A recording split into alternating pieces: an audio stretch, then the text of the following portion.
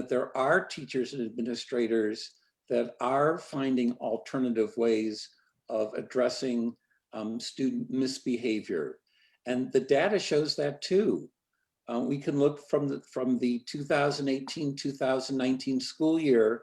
We could look at Anderson Elementary School only had 8 suspensions, and they had over 600 students in that building.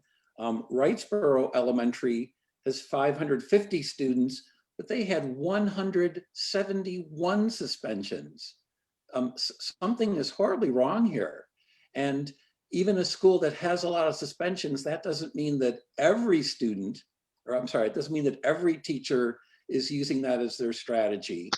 But the bottom line is that obviously some are, and they need to learn other ways of addressing it. And it's not just the teacher, the whole climate. The school climate should be one that says, we're going to keep our kids in school. And we're going to do that because they learn best when they're in school. And that when a student misbehaves, those become learning opportunities from them. And that we should take advantage of those to help them.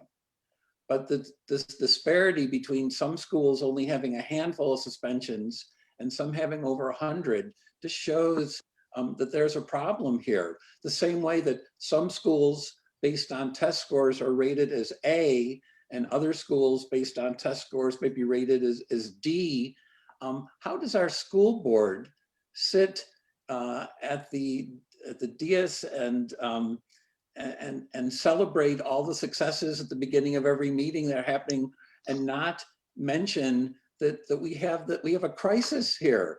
Why is it okay that we have schools that are not succeeding? And why aren't we putting all of our energy and our resources, or putting extra energy and extra resources into the schools that need it, and taking a look at why are these problems happening? You know, who's asking those questions, and who is looking for other sources of funding that we can address that, which might be in the form of, you know, additional support from school counselors or social workers, additional teachers.